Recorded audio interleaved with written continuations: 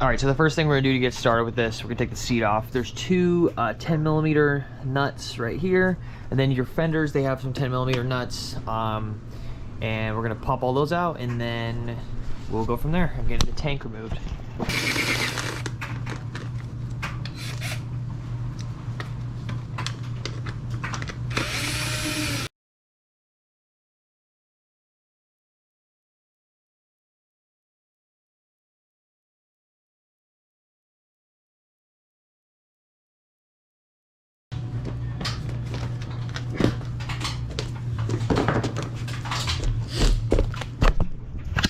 All right, there's that.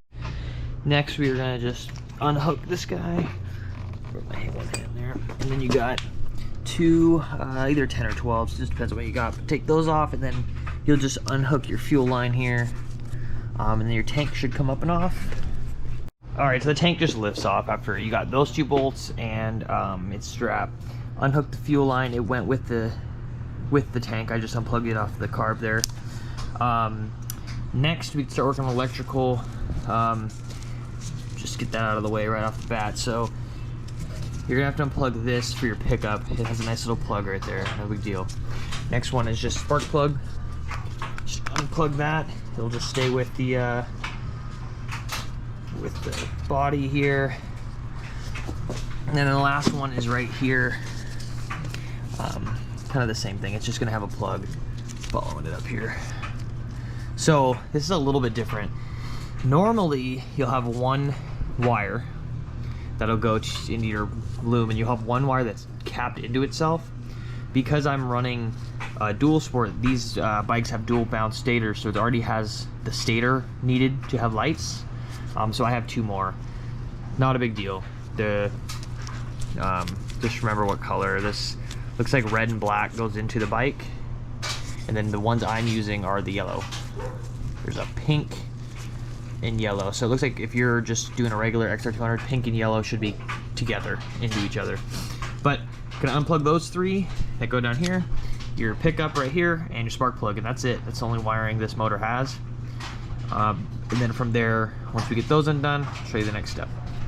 All right, next we're gonna take the carburetor off. You have two options here. You can either take the carburetor off here, or you can take it off right at the manifold piece. I say if you're taking it apart for the first time in a long while, I would probably take it off the carb right here, just because these bolts are just nuts and they go into this.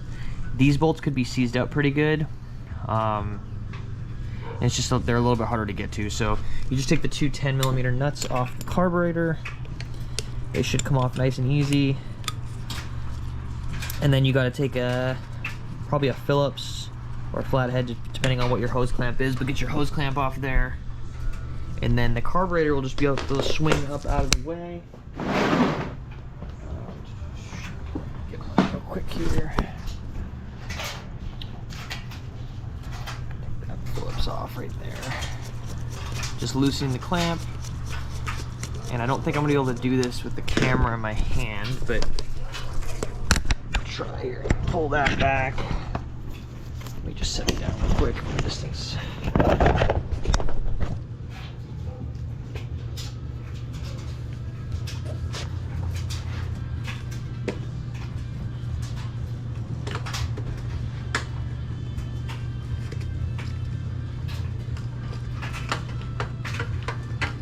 Okay. So now, same with everything else. Of course, this is gonna dump fuel because I didn't drain it, but you're just gonna put it up out of the way. I just set it to the side. Okay, and then from here, you've got this evap line, or the crankcase breather hose. Just unplug that, kind of pull it back out of the way, and then, oops, there goes your clamp for the air piece. I like to just leave these on here, but make sure it's tucked back. All right, next will be the exhaust pipe. All right, so we've got these 12mm here on the back to hold the exhaust clamp on. Want to loosen those, you need to take them out. Just loosen them up. And then that'll loosen the clamp. Next you got two 10 These sometimes the acorn nut will come off, and if you have an older bike that's been sitting for a while, sometimes the whole stud will come out. Not a big deal. Your options are either go buy a new stud and a new bolt, or separate them, or just be careful and put them back like you took them out. I'm trying to see how mine are going to come out here. So it looks like the whole stud's coming out. Actually, not a big deal because I am putting a new head on anyways, and it has 2 studs on it I can see from here. So more than likely though, I'm probably gonna need to go buy new acorn nuts, because otherwise I'm gonna need to separate those. Just fine. Sometimes it's actually nicer and they just come out as a whole thing, but gives you a little bit more clearance too when you're installing the motor if the studs are out. But anyways, for later, if you watch how these are coming out, this is kind of important. These bushings go in like that on the other side of this plate. It's really confusing when you go to put those back. Let's see if I can pull them out. You really don't want to lose them either, because you're gonna have to get new ones. It's really awkward for my wrist here. I'm assuming by how this is coming out, it's coming out with the stud. Yep. Okay. Yeah, that's usually how they all fall out. So, as I was saying, these things go in like, they pop up on the pipe and they go in like that, and then the plate pushes them in place. You have 2 of them. But that's that. So now you're just gonna take your pipe, kind of rock it back and forth, and boom, pipes out. And we're moving on to the next part. All right, at this point, we're gonna be taking the clutch cable off, we're gonna be taking the Kickstarter off, and the shift lever. So I'm not gonna cover that too much. You just take the bolt off, slide that off. Same with that one. This one, I've loosened the nut here. I'm just gonna pull the clutch, and then release the clutch slowly, pull this back, and then slide it out from under that hook. And then at that point, we should be ready for engine mounts. Also, we're gonna need to take these 2, and then we're gonna take your chain off.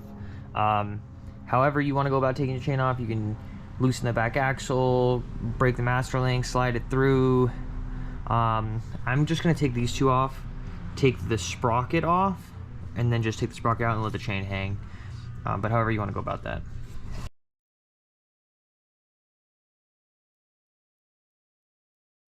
Alright, so it's at the point now where you just need to take your engine mounts off. You're going to want to take, like these ones, take them off all the way, all 3 bolts, and pull it out, because you need the clearance. So the same with this one, 1, 2, 3. So you got those 2 uppers. You're going to have this one, not this one, that's your sway arm. And then this one down here. Kind of hard to see. And that's one right here. So total of 1, 2, 3, 4, 5 points. I'm gonna go ahead and do all of those, and then I will check back. So all I've done is taken out all the engine mounts, everything, so your motor should be pretty loose in there. I would loosen your brake pedal so that you can push all the way down without just by loosening the wing nut, but there's no specific way to do this. I've just found that grabbing it kind of higher up, struggle for a while for no reason.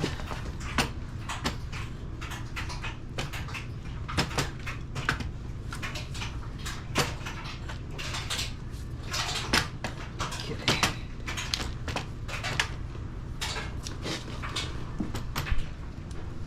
Careful your wires. Looks like I'm free. And there it is. I don't want to lean forward, so now you're ready to tear the motor apart.